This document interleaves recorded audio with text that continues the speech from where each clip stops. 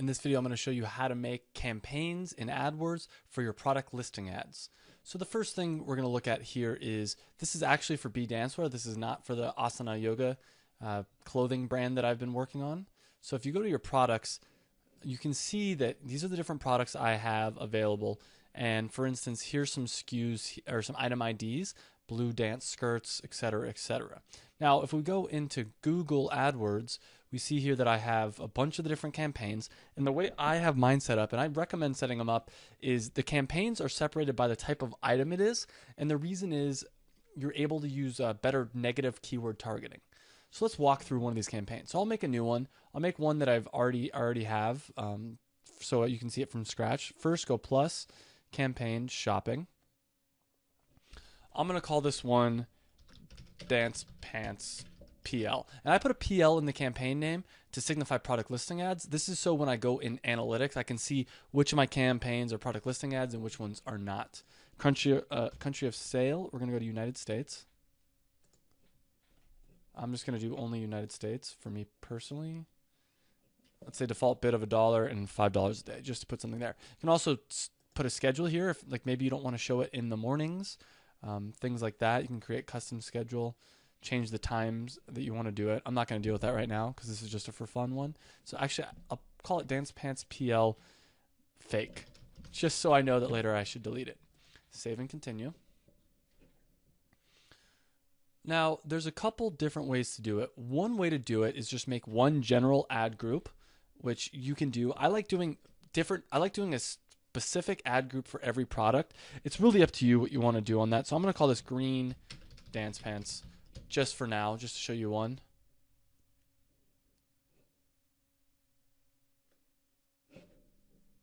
One thing you can do instead is go like this and then subdivide it by item ID.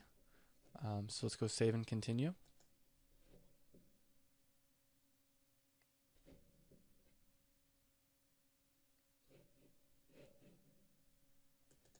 So that would give you a group with a lot of different options here. So it would basically put all your products into one group. There's other ways you can do it as well. So let's show some of the other ways you can do it.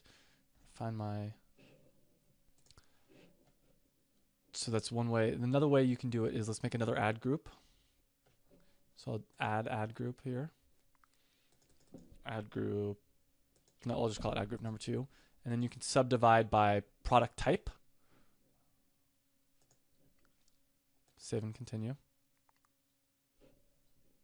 And now it's subdivided by product type. So these are like dance pants, or like red Irish dance skirt, green, everything else. There's a few in there. 204. This is all my different leggings, everything else. So those are some of the ways that you can divide it. This one is divided by the number, basically, the product number. So that's everything in this category, in this product group right here. But the way that I ultimately like to do it, let me show you how I would do it. So add groups, add group, create one ad group. Yes. Oh no, I just do it like this.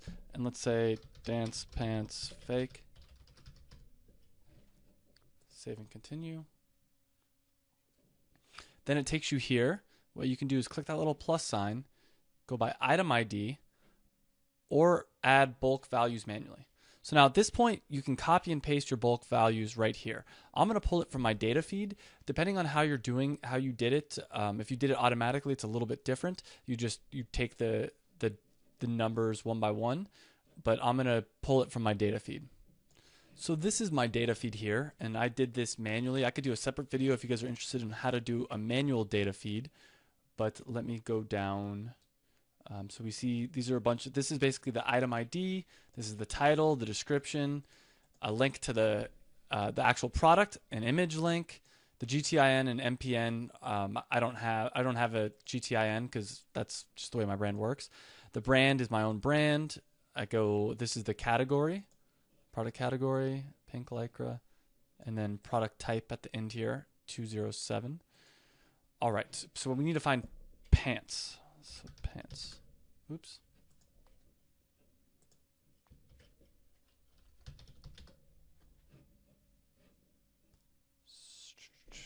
Find next. It's got to be, here we go, dance pants.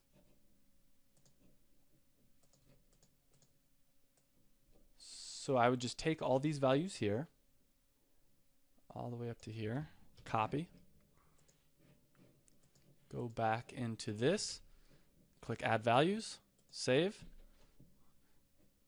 and we're finished. So now I can bid individually on each one of these, which is a lot nicer. And one thing you can do is just go edit, change max CPC.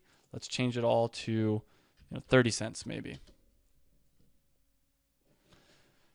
And that's really all you need to do. Some things to note. We talked about in the AdWords thing, a lot of in the AdWords lesson, a lot of the things. Let's go here, but I'll show you this. You can customize the columns, modify the columns to see more data. I'll show you one of my columns here.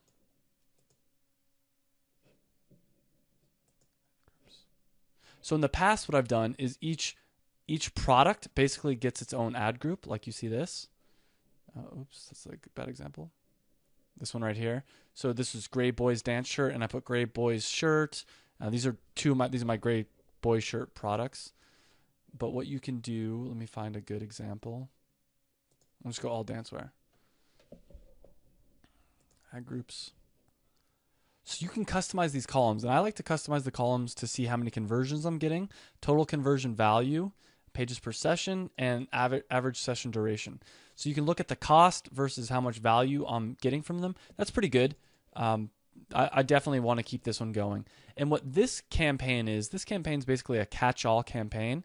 And what that means is anything that's not being caught in these, I have a campaign for this right here, and it's just basically all products, and I exclude some of the products that I know are being bid for on other campaigns. And so if I add new products and I forget to add a campaign to them, I put them here, and it tends to work out relatively well. So some other things to keep in mind with product listing ads is the campaign negative keyword list. So the way that these work, I'll show you an example here. Let's see, apply to, let's see if a good one. All right, so I call these negative exact match keywords. And what this is doing is if someone were to type in something that Google might want to show my ad for, and they type in exactly at the waist pants, don't show my ad. If they type in black colored pants, don't show my ad. Blue pants, don't show my ad, because my ads aren't generally blue pants. They're blue jazz pants or blue dance pants. So by putting these, and we talked about this in the AdWords section, by putting this as an exact match, it's saying if someone exactly searches for blue pants Google, my product isn't relevant. Please don't show it, because the way product listing ads work is you can't tell them what to show. You can only tell them what not to show. So by doing negative exact match, you're able to give Google a little bit more of a direction. You can also just do regular negative keywords. So I have this keyword list, and it's things like if someone types in Alaska, well, none of my products have anything to do with Alaska. And if they're typing in Alaska, they probably want to either buy something with the logo that says Alaska on it, like the name Alaska, or they want to buy something in Alaska. They're not looking to buy from someone like me that's going to send them the products. It's going to take a few days. So the cool thing about the negative keyword list, once again, I'll show this. Let's look at pants. If I click apply to campaigns, what I can do is I can apply it to as many campaigns as I want. And I've already done it, so I'm not going to do it again, but I could apply it to campaigns like, let's see here, jazz pants, because that's a kind of pants. Color jazz pants, PL mobile. Dance leggings, that's a type of pant. You do things like that. And then for bras, it'd be different. I'd only do like the Bando dance bra and these ones. But by having these lists, I'm able to add negative keywords to multiple campaigns at the same time. Last thing I'll share about product listing ads, and this is what I like to do. And I'm not saying it's necessarily the right way to do it, but I like to have two separate campaigns, one for mobile and one for regular. So let's look at here, the leotards one. This is the regular leotards, and I'm able to do that by going into settings, change mobile bid adjustment, and I put the mobile bid down to negative 100%. Now, if we look at the leotards PL mobile bid, if you go into the settings here, it's plus 300%. Now before we go any farther, let me show you why. So the blue leotards, I'm bidding $1.75. Now in the blue leotards, in the mobile one, I'm only bidding 9 cents. So on computer, I'm bidding 9 cents, but because I set the mobile bid adjustment to 300%, I'm basically bidding 9 cents times 3. What is that? 36. I'm bidding 36 cents on mobile. So ultimately what I'm doing is in this campaign, I'm bidding 36 cents on mobile, and it's only going to give me mobile traffic. And then in this campaign, I'm bidding $1.75, and it's only going to give me desktop traffic. So that's some of the different things to do with product listing ads. I mean, I could make an entire course out of product listing ads, but that's a good general place to start. Eventually, what you're going to want to do is figure out what's working for you and what's not working for you. And a good way to try to figure that out, there's a lot of different ways to do it. I recommend going into Google Analytics. I'll show you really quick how to do that. All right, I'm in Google Analytics. I'm going to go to AdWords. You can go to Shopping Campaigns. That might be a good place to start. And you see all the different campaigns I have. Now, some of these are working really well, and some are not. My cost is a little over $1,000. My revenue is $7,000. That's pretty good. So what I like to do is there's a couple different things you can do here. You can look at the cost structure, go from top to bottom by clicking on that column. So I spent $131 on this, and I made $1,200. Nice. Now I spent, let's see, all these are pretty profitable. This one's pretty close to break even, the leotards. So maybe I'd want to lower those bids. This one I'm losing money, so maybe I'd want to lower the bids there. But you can start looking through it like that. Another thing you can do is go, let's see, advertising. And if you go to advertising keyword, this is the ID of the products. And we can click on, we can click on the cost again. And you can see like, all right, that one cost me $50, made $250. That's awesome. Maybe I should raise the bid. This one cost me $35 and I only made $32. Maybe I should lower the bid. And you do a data analysis like that to try to figure out what you should raise the bid and what you should do to lower the bid.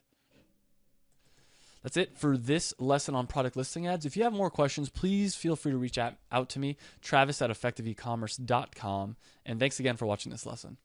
If you like this video, then you're going to love my new e-commerce course, the 25K e-commerce profit plan. In it, I teach you the strategies and techniques that I actually use to build my own successful e-commerce business. We talk about how to set up a website, an e-commerce site that actually makes sales. Then we talk about how to get traffic to that site. And ultimately, I give you the tips and techniques on how to make it be as profitable as possible. We talk about things such as SEO, Google Analytics, everything you've heard about, AdWords.